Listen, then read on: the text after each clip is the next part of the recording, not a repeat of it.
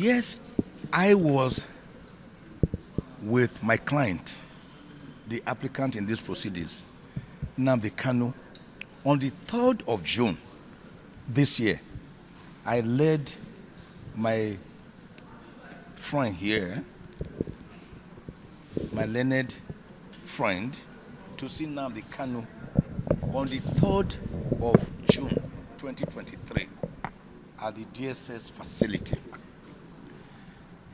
At that meeting, I told the Director of Legal Services, after we had brainstormed for more than 1 hour as to how and why such a short surgery will be done. And the meeting was actually instigated by my letter to the DSS that Nnamdi Kanu should be allowed to have this is ear surgery based on your own medical report. The SSS itself, their doctors, their in-house doctor, checked his ear in November 2022 and found that it was having some blockage, that there was a need to operate on this ear before he gets deaf. I therefore wrote to the SSS to let us meet, and they approved our meeting. And we met with the Director of Legal Services of SSS, the 2 in-house medical doctors, a male and female, were there, and some other top officials of SSS were there. And I led my learned friend, Ifeanyi Ejiofor, to that meeting. And I then demanded that Nnamdi Kanu should be present at the meeting, because we are only lawyers and we do not know anything about medicine or surgery. And they fetched Nnamdi Kanu, and we all sat down and brainstormed and agreed that there was no way they could have carried out that surgery on Kanu without his own personally appointed medical doctor, a doctor of his own choice, as earlier directed on the 21st of October 2021 by the Honorable Justice Binta Nyako of the Federal High Court, that he be allowed to have his personal doctor so that there could be a second opinion on his deteriorating state of health, wherein they are increasing his potassium level every day. They are using him as a guinea pig for trial because they do not know the cause of his illness. And all the tests they have done, blood tests, urine tests, stool tests, which they have always done, they have sent to South Africa and some other countries. Nnamdi Kanu to date has never been availed of what the results were, nor have we, his counsel. So at that meeting, therefore, I impressed it upon them that there was no way they could carry out a surgery on Nnamdi Kanu's ear without his personal physician being present. That we will not even allow it. And that was what we agreed on. The meeting was that when Nnamdi Kanu finally appoints any 1 or 2 doctors of his choice, they should get across to us. We will now again write to the SSS for an interactive session between these doctors and Nnamdi Kanu, because his earlier doctor, Dr. Sylphine Okorochukwu, who had been treating him even before his extraordinary, torturous and forceful rendition from Kenya back to Nigeria on the 27th of June 2021, who had gone to the DSS facilities 2 times and had been denied access to see Nnamdi Kanu, himself was not in the country. Because of that, it means that whichever doctors that will be seeing Nnamdi Kanu will be seeing him for the first time, and Nnamdi Kanu will be seeing them for the first time. So there must first be that interactive session so that they can have a synergy to know whether these are doctors that he can go with or whether he will need another set. Surprisingly, suddenly, like Fela will put it, we saw flying in the social media some characters saying that the family of Nnamdi Kanu has allegedly debriefed me and Ifeanyi Ejiofor. There are certain pieces of news I don't take serious. I didn't just laugh. I guffawed. It was a loud laughter that these guys do not know what they are talking about. You cannot sit in Germany. You do not know what is going on with your brother's case or his life. And you say that Nnamdi Kanu has been trying since 11th of May to get across to me, and I've been refusing to see him. Whereas I was with Nnamdi Kanu on the 3rd of June, and the very day you were releasing this text, this social media damnable and defamatory statement, Ifeanyi Ejiofor was physically with Nnamdi Kanu. You release this, your social media something, at 1:57 p.m., 3 minutes before the 2 p.m. when Ejiofor was supposed to meet with Nnamdi Kanu. And he met him. And Nnamdi Kanu sent his personal greetings, happiness, and thanks to me through Ejiofor. And that everything is going on well. He's very happy the way I've conducted his case. Since I came in January 2022, I got 8 of the 15 counts dismissed by this honorable court here, Justice Nyago. The remaining 7 counts, I was dissatisfied. I took them to the Court of Appeal. And on the 13th of October 2022, in a landmark judgment, the Court of Appeal dismissed the remaining 7 counts and gave Nnamdi Kanu a clean bill of health. The Court of Appeal declared that Nnamdi Kanu was hereby discharged. The Court of Appeal declared that Nnamdi Kanu should never again be arrested or detained over this matter. The Court of Appeal went further to declare that never again should Nnamdi Kanu be tried on the same offenses for which he was extraordinarily, torturously, and extrajudicially renditioned back to Nigeria from a sovereign country, Kenya, where he had gone to in May 2021 as a British citizen, not even as a Nigerian citizen, without following the extradition process. And a whole federal government, rather than defend its citizen, as the American government will do, they will go to any country to go and take out one of their citizens. We have seen it again and again. A whole federal government filed a motion for stay of execution of the liberty of its own citizen, contrary to Section 36 of the Constitution. An unknown process, and another panel of the Court of Appeal granted that stay. They filed an appeal to the Supreme Court, and they sat on it. They refused to prosecute the appeal. They will file papers, they will not serve us until we go there by ourselves to search. The federal government has been running, but by the grace of God, they cannot hide. On the 14th of September 2023, this case will come up before the Supreme Court.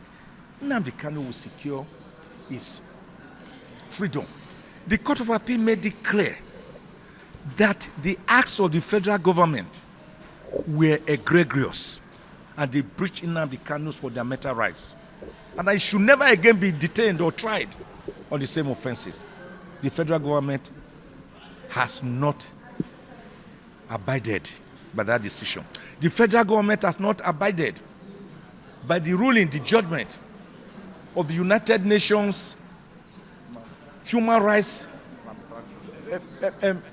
Panel against detention, which was made in July 2021, that Nnamdi Kanu be released, and not only released, he should even be compensated for the degradation and violation of his human rights. The federal government has not abided by the African Union own ruling that Nnamdi Kanu should be released.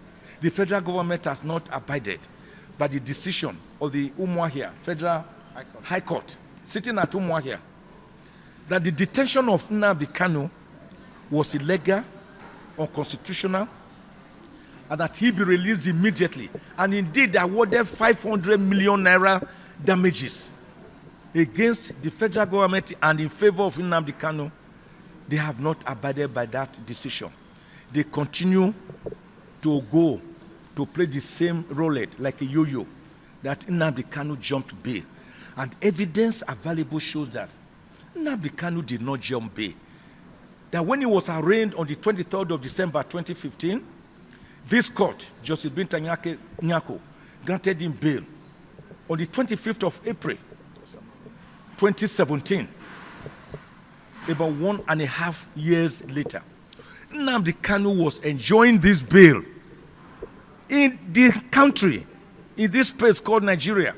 He did not jump bail until the federal government by itself, going through a most satanic operation, Python dance, to invade Nnamdi Kanu's ancestral home at Afarauku, Ibeku, Umuahia, in Abia State.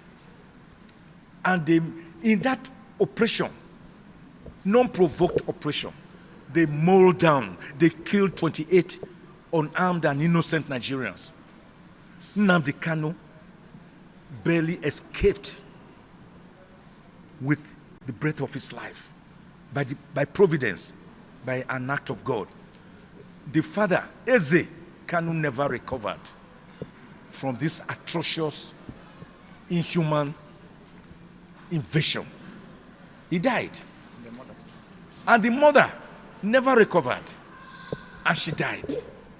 So Nnamdi Kanu first found his way to Rome, to Israel, where he quickly deposed to an affidavit saying, I have run here for my dear life. If the federal government can give me protection, I'm ready to return to Nigeria to face my trial. He deposed to it. The affidavit is before this court. So for the avoidance of doubt, Nnamdi Kanu never jumped bail. Rather, he was forced to flee for his dear life in Nigeria. Because if he had been killed in that same operation where 28 innocent Nigerians were killed, we won't be here today talking. The law says, the Supreme Court, is that you should come and stand trial. To come and stand trial means that you should be healthy enough, you should be alive to stand trial, because dead men don't stand trial, only the living. And for you to stand trial, it means you must stand in the dock. That presupposes that you are healthy. So the Lord has never said, come and sit down trial, or come and prostrate trial, or come and be wheelchaired trial, or come and lie in a hospital bed trial. He says, come and stand trial. And then Nnamdi Kanu has to be alive and be well to stand trial. And the same federal government, the same SSS, that forcibly renditioned him from Kenya to Nigeria on the 27th of June, 2021, a country, a sovereign nation Nnamdi Kanu had visited as a British citizen, not as a Nigerian citizen. He was abducted, captured, kidnapped. He was tortured. He was blindfolded. He was put in a decrepit, isolationist camp, not a federal government facility, for 8 days before they brutally renditioned him extraordinarily back to Nigeria. And that is what the Court of Appeal said, you cannot do. That is against local laws, against the Extradition Act, against all international laws, against United Nations Declaration of Human Rights of 1948, against Indigenous Peoples' Rights Law, against the social and economic laws that are applicable, against the African Charter of Human and People's Rights. The court declared it so. And Nnamdi Kanu is still being held today in isolation. He's not allowed to practice his Jewish religion. He's not allowed to interact with other cellmates. In fact, when he greets some detainees, those detainees are quarantined off in some more dangerous gulags as punishment for exchanging greetings with Nnamdi Kanu.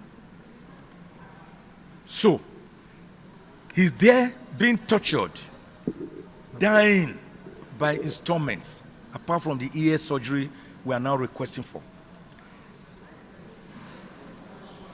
Dying, mentally tortured, physically tortured, spiritually tortured, psychologically tortured, psychically tortured, his humanity being degraded on a daily basis by a federal government that ought to protect its citizens.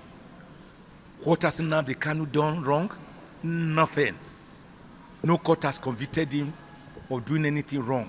All he has done is to say, you must give the Indigbos, his own Igbo people, a space in Nigeria like other Nigerians. Don't marginalize them. Don't see them as a mere speck or a mere dot in the larger cycle of Nigeria. But however, if you will not allow them this respect, this dignity that you accord to other 373 out of 374 ethnic groups in Nigeria, then let them go on their own to found their own Republic of Biafra. We call it self-determination. Self-determination is giving legal imprimatur by all international instruments. All international says you can have self-determination. And that was how IPOB was born in 2012 as a non-violent organization. We saw them on the streets of Aba, of Onitsha, of Enugu, of Owerri, and other southeast states, marching on the streets, carrying cudgels, clubs, wearing beret, blowing whistle. We are for Republic of Biafra. They did not do anything that was dangerous or that was treasonable or that could harm the country as an entity. So, but the federal government found it using the army, they could quickly form Operation Python Dance. Operation Python Dance, which has not danced against Boko Haramis, which has not danced against armed bandits, which has not danced against kidnappers that have since been on the surge. They are wrong and they are wrong. And today, the court has had us asking for an order of mandamus, compelling the SSS to provide his medical records. If you have nothing to hide, what harm does it bring to you to provide Nnamdi Kanu's medical records for us, his lawyers, to see? We're also asking for an order of mandamus that he should be allowed to see his personal physician as ordered by this same court on the 21st of October, 2021. What has he asked for? That we halt the federal government. How can you be the person, the agency that arrested, forcibly renditioned him back from Kenya to Nigeria? You are the same agency detaining him. You are the same agency that investigated him. You are the same agency prosecuting him. You are the same agency again detaining him. You are the same agency opposing his bail for application. You are the same agency opposing his application to be transferred, at least from your gulag, to the Kuje Correctional Center, which is a place meant for people who have been granted bail, as was his case. So they have become not just the judge and the prosecutor. They are also the arrestor, the detainer, the prosecutor, the investigator, the judge. And you cannot run a country like that. SSS, listen, and listen good. Abide by the order of the Court of Appeal made on the 13th of October 2021. Let Nnamdi Kanu go. Release him. Let my people go. Moses told the Egyptians, let my people go. They will not hear. He was with his brother Aaron. Am I right? They will not hear. And Pharaoh, the Egyptian emperor, brought magicians. Anything that Moses conjured, they will conjure to show their power, the power of man. But it was God in action. Go and read Exodus 8:19. The finger of God. When the camp of Moses conjured gnat, little lice in the head, those small insects in the head. When they conjured them, the Pharaoh Egyptian magicians tried to also conjure the same gnat, the same lice. They could not. And that was the smallest of all the feats. They went back to Pharaoh and said, this is the finger of God. Let these people go. But Pharaoh was already deafened. He will not hear of it. When the Israelites were going, God parted the Red Sea for them to go through.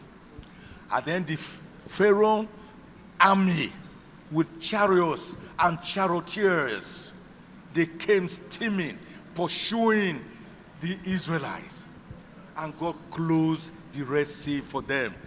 And they drowned. This is a caveat to the federal government. Don't let this Nnamdi Kanu drown us as a people. We do not need it. It is an avoidable happenstance. Let the federal government, let the SSS release Nnamdi Kanu today. And I believe that by the grace of God, the court will do the needful. We grant our application.